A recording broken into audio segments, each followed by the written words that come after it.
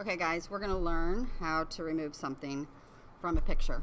So, I want you to get on the internet and I want you to find pictures that have like even color. Like this person selected a sky picture and they then removed the airplane by copying the blue over the area.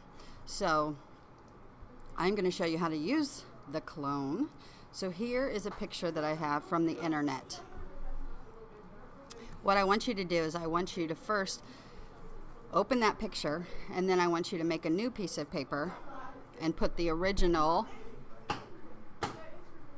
on the paper. So make sure you go to inches, 11 width, 8.5 height, 300 res, and immediately copy over that original, okay? And then just minimize it and then go back to the original picture, and this is where you're going to work on this. And this is exactly what the instructions say. It says find pictures, open one, put it on paper, and minimize it. Go back to the original. I'm going to take out one of these beach chairs. The clone stamp looks like a stamp. All right, if you push down and hover, it'll show you. If I come over here, this is the circle. So to make that circle bigger, you're going to use the brackets on the keyboard. The bracket on the right makes it bigger. The bracket on the left makes it smaller. I also had said zoom the picture in. So you do that Control plus. All right. And I am going to then use the space bar. And here I have a zoomed in photo so that I can do a better job. So now I'm going to make the tool just a little bit lower. So now to use this clone, you have to tell the computer what you're going to do. So while I'm on the clone, I have to hit Alt to become a target. Then I have to click the mouse over the color I want. So I want the sand. So I just clicked it and now I have that color. And if you notice, that plus is where it's taking the color and it's in that circle. So I use the Alt a lot because the sand could be different colors. You could have shadows. So you can't just hit it one time. And I'm very close to the object. So take your time. Now if you have trouble, make sure that it says normal. Sometimes kids are doing this and it's not working. So check up here and make sure it says normal. You can always zoom out, but continue to click on the color and move it over. So you want it to look natural. You don't want anyone to know that you've changed it. So I'm even going to come over on the left side and work with that color. And I want you to just slow down and make it look as natural as possible. And once you have that covered, then you will put that on the paper.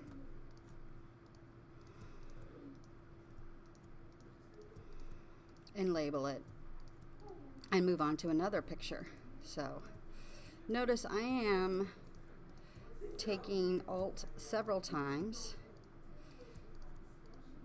Okay, so here I think I have finished that. I'm going to then open up my paper that I have. I am going to then copy my edited over. So I want the original on the left because we read left to right. And then I want the edited on the right. All right. So here's the before, here is the edited. So you're physically going to then type original and make that a little bit smaller. And then you're going to edited. Okay.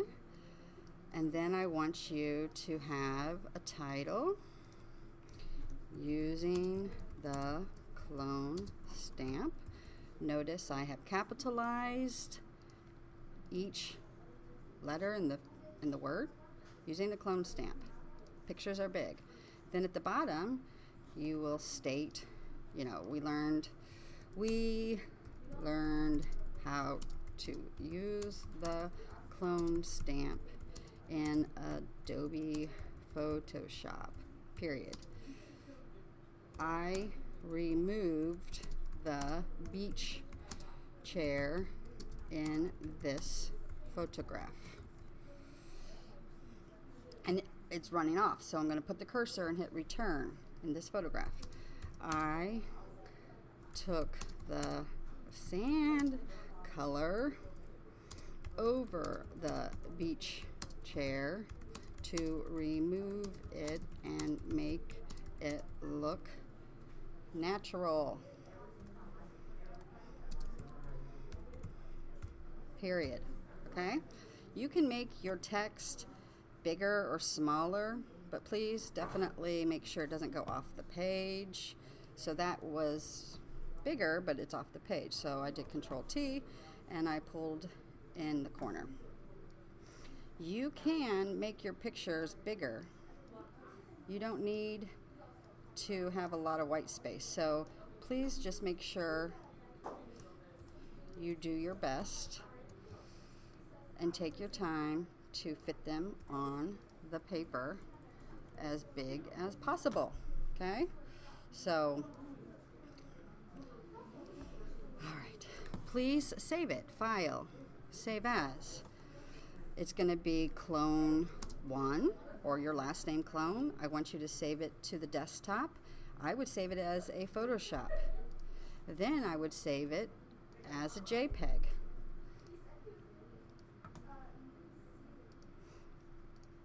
Now, I need to go on and do another picture because you need to have 5 of these. So what I would do, I would just delete the pictures and then go find another picture and keep this paper as a template so that then you have a total of 5 of these in your folder.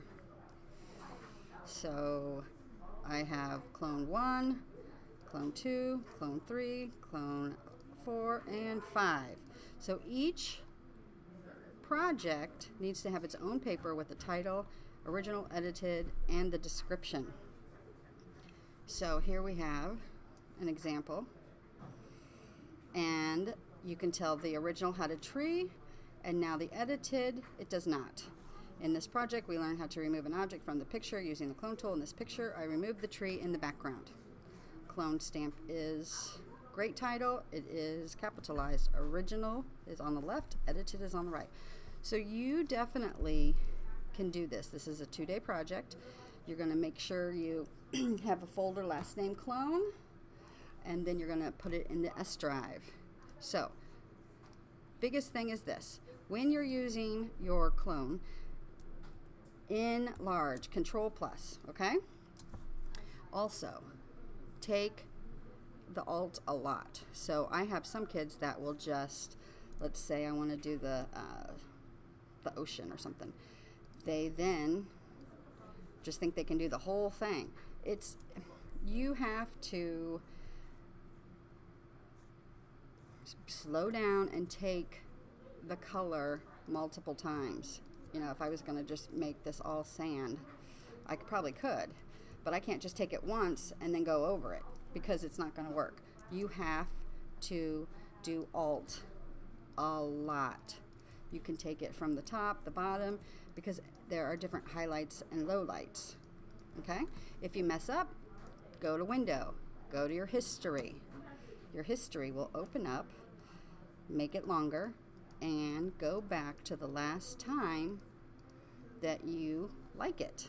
All right? This history thing is definitely something I use. And then you can start over. All right? Make sure you have 5 of these. Make sure that they're each on their own page.